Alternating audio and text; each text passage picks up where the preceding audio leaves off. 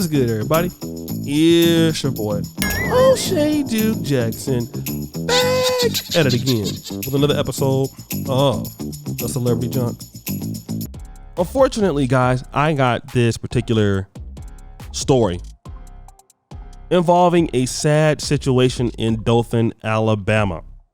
And of course, it involves two women who are now deceased, Jasmine Danielle Bean and Jalexius LaShawn Wells. Obviously, those are African-American names. So my heart goes out to the family, for sure. What is even more disheartening, in my honest opinion, is that these ladies lost their life not to some kind of car accident or illness, because these women are relatively very young. These women lose their life or lost their life to a kid, 14 years old. Now, I know that you don't want to believe me, so I want to play this news clipping that will explain everything, and then we'll come back. And the Dothan community was shocked when two women were found shot to death in the 200 block of 5th Avenue last night, but now new details are coming out. Good evening, I'm Mike Gerspan filling in for Amanda Arnold this evening. We have live team coverage with Robert Smith Jr., who's got more on the victims, but first to WDHN's Aaron Dixon live at the scene of the murders with the latest. Mike, I'm at the intersection of Hamilton Street and 5th Avenue in Dothan, and tonight it is pretty quiet. But last night it was the scene of a double murder investigation where 14-year-old suspect Vincent Lamar Oliver Jr. is accused of killing Jasmine Bean and Jalexius Wells.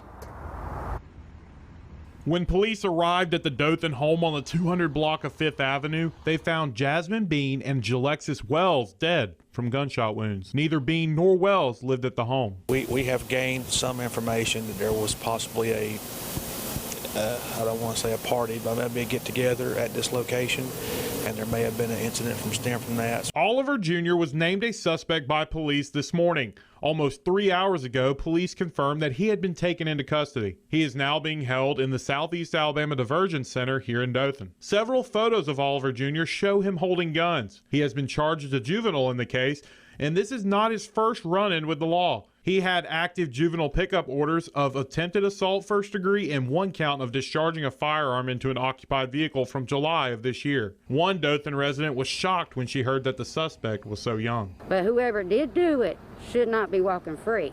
But at that age, they need some mental health as well. I don't know how our parenting world is. There's too many people dying from guns. We do not yet know the motive of the murders or how well Oliver Jr. knew the two victims.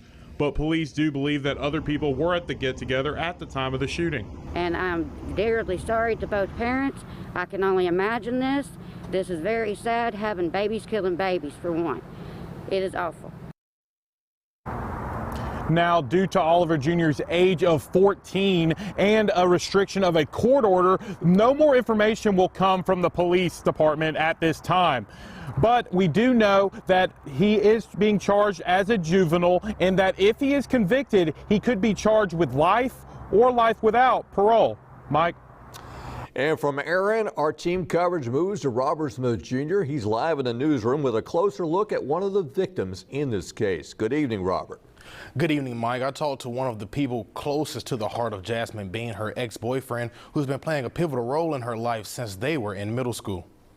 David Campbell's heart was torn into pieces after finding out the news from social media and phone calls that his ex-girlfriend from middle school, Jasmine Danielle Bean, was killed Sunday night. When I seen the pictures, it crushed me. Like, I couldn't do nothing. I dropped my phone and I just started crying. I laid on the couch and I was crying. And if I'm hurting this way now, how I would feel when I see her laying in the casket. Bean, along with Jalexius Wells, were found dead in a home on 5th Avenue after the Dothan Police Department responded to a shooting where they believe many gathered to hang out. Campbell says he had a brief conversation with Bean about 10 hours prior to the tragedy. He says they had a bit of an unusual conversation where he says she expressed to him about life being rough and trying to change for the better. Her exact words to me were exactly what she told me was, she said She said, I feel like my time coming. She said she just didn't know when. And she said that all she wanted to do was make her mom and make her daughter proud. Because like I mentioned earlier, she was changing. Campbell says Jasmine stayed to herself and tried to avoid any drama, even though it tends to try to find her. She was a sweet and caring person who always had her arms open for people to come and talk to about their problems. He says he and Bean have a special bond that dates back to middle school, and although they are no longer together, he made a promise to always be a part of her support system for her, her mother, and her daughter Azalea, who she leaves behind. She was a young mother that was trying to make it out this city. No matter what we went through, we can fall off, argue with each other, break apart, but I'll always be there for Azalea if we couldn't have a friendship. Azalea's gonna have everything she needs plus everything she wants. Campbell says justice will be served for Jasmine, and he's glad to see those who truly knew her and loved her, keeping her spirits alive during a difficult time for all involved. Back to you. All right. Thanks, Robert, and thanks, Aaron, for those reports. Well, keep it here in WDHN for the latest on the double murder case. We'll update any new developments as we learn them. So, guys, we have Mr. Vincent Lamar Oliver Jr., all of 14 years old. And we're going to blur some of the photos of the weapons that he has out on social media. Look at this guy.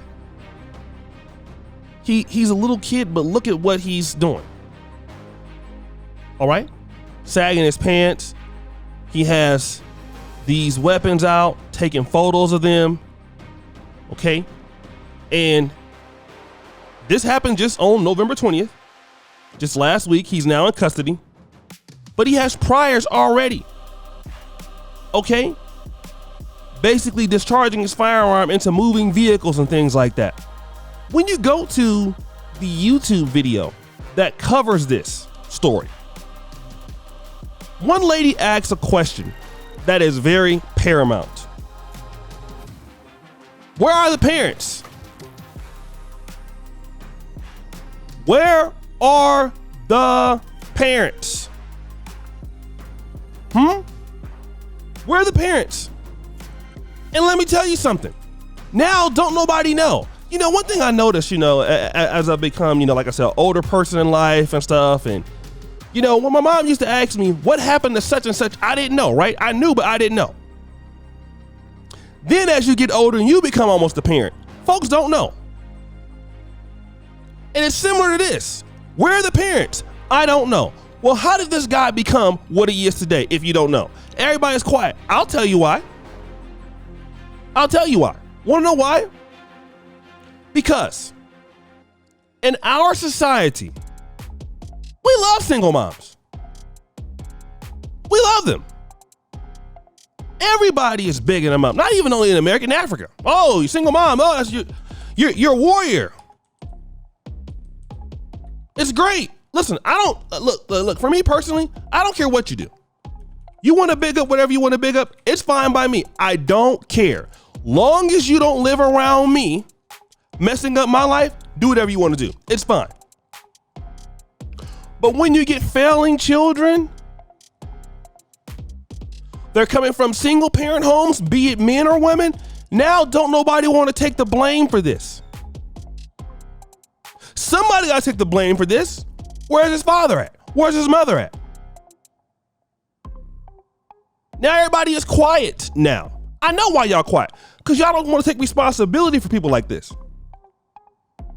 It's okay to big it up when you having a baby out of wedlock, no protection that you're using. And then the child comes out to become a young terrorist because you don't have enough money to put the child in the right situation. That's one thing we do. Back in my mother's day and before that, you got pregnant, it was a disgrace to the family. They send you away. Why? Because you're putting a burden on the community. We don't look at it this way because, in America, there's many different forms of, Section 8. You have food stamps and government assistance. You even have people that can get vouchers, single women and stuff like that. So people don't look at it as a bad thing until you look at certain cities like Dothan in certain areas. You look at St. Louis, you look at Little Rock, you look at Memphis, you look at Detroit.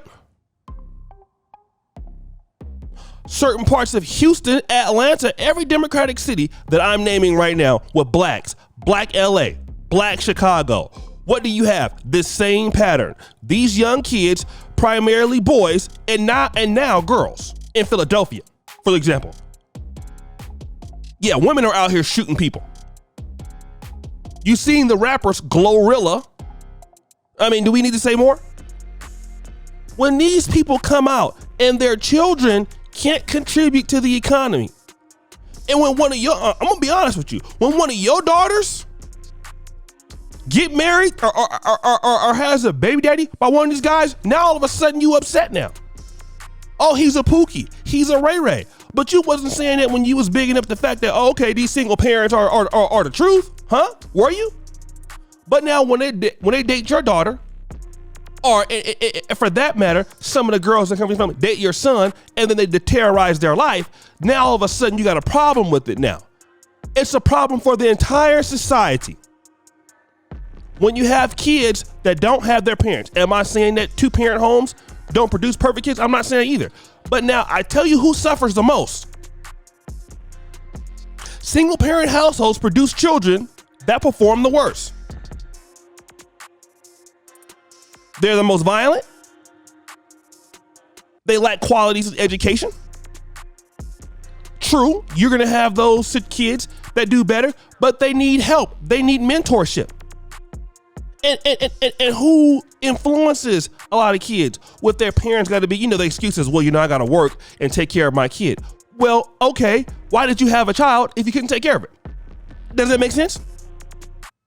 So now your kid is being influenced by young Pookie and Ray Ray, who his family ain't there. And instead of worried about getting an education, you live in the projects where nothing but violence is at. And then when your kid ends up being a low performer, you come around and start crying, talking about you did the best you could. Right? Well, tell that to the people that the young man just killed. You don't want to take an accountability that your son's a murderer. And then you wonder why you don't get development in certain places, because there are no rules. Wherever there is no rules, there is no development. I keep telling people this, y'all don't want to hear it. You let people do whatever you want to do, and then you get chaos, you get anarchy. Nothing can survive under anarchy. It doesn't work. All right? How does it work? Where? What system works where they have order? And then what do you guys want to do? Oh, I don't want to live in the ghetto anymore. I want to move to the white community. You think so? Where they got order? They're not going to let y'all come over there and destroy their stuff. They're not going to let you do it. Some people don't take care of their property. You got trash everywhere. You think you going over there with that mess? Absolutely not. You don't get your ass out of there.